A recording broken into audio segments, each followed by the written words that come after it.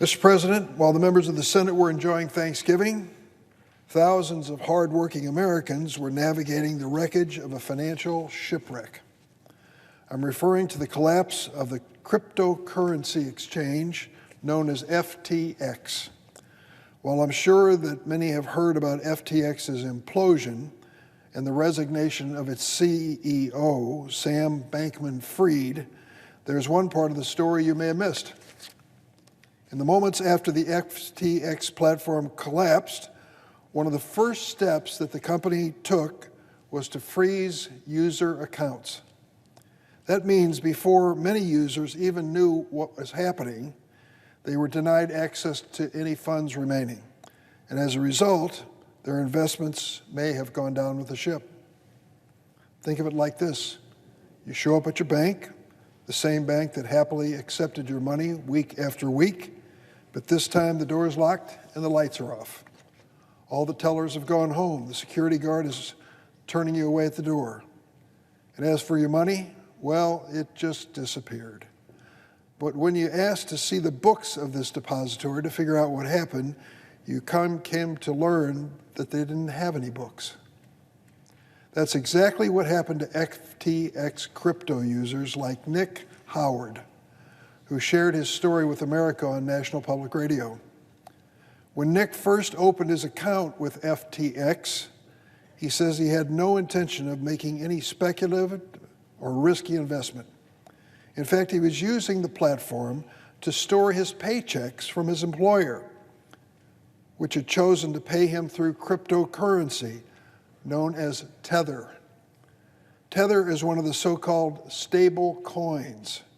It was designed to offer greater security and stability than other cryptocurrencies like Bitcoin by being pegged to the value of $1. Well, as Nick learned the hard way, there is no such thing as stability when it comes to cryptocurrency. When Nick Howard first signed up for FTX, his employer assured him the platform was, quote, really good, really stable. So he took his employer's word for it, as well as the word of public figures and advisors, well-respected names like Larry David, Tom Brady, who'd appeared on television on ads for FTX. Nick had $16,000 worth of paychecks deposited in his FTX account by the time the platform imploded. Nick's a young fella. He said he doesn't have a lot of savings, but that $16,000 represented half of all that he had accumulated in his life. So when Nick found out that he had little or no hope of retrieving his money, he told National Public Radio, "I feel like I'm in the middle of a trauma response." Who can blame him? In the past few years, platforms like FTX have spent billions of dollars to try to create a veneer of credibility for an industry fueled by greed and many times deception. These slick ad campaigns have been designed to distract American people from the fact that cryptocurrency is extremely volatile and barely regulated. Sadly, these ad campaigns worked their will on 1 in 5 Americans who say they either invested or traded crypto. All of them are at risk. It was just a few months ago that I stood on the same Senate floor and expressed my concern about the dangers of cryptocurrency and platforms like FTX. Well, in the 3 weeks since I last spoke on the floor, billions of dollars have disappeared in a black hole of financial collapse. Hardworking Americans who are already being squeezed by inflation are paying an even higher price. And today, Sam Bankman-Fried is Exhibit A in the story of the crypto crash. His personal plunge from billionaire to bankrupt has been well documented. In some ways, this is not a new story. The alleged fraud by Mr. Bankman-Fried is nothing more than a 21st century Ponzi scheme.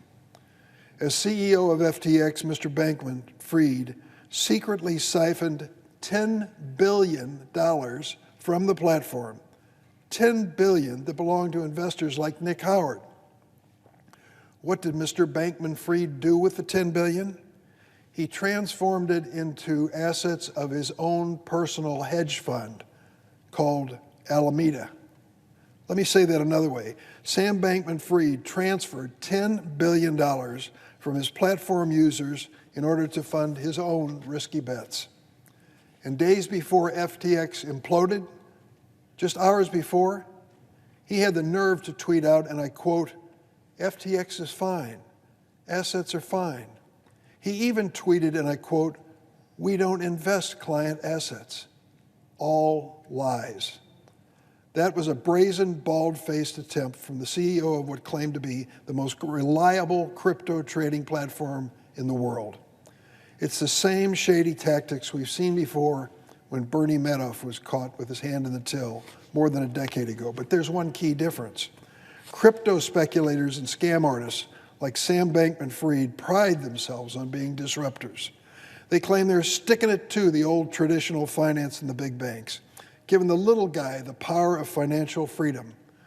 I know the presiding officer is a music fan, and he remembers the lyrics of the old song, "Freedom's just another word for nothing left to lose." Well, FTX has taught investors like Nick Hard they have everything to lose. That's the truth. The myth of crypto is a ruse, one that is designed to dupe hardworking Americans like Nick Howard into forking over their life savings to companies like FTX. And in the case of Sam Bankman-Fried, he burned tens of millions of dollars trying to brand himself as a noble, altruistic philanthropist.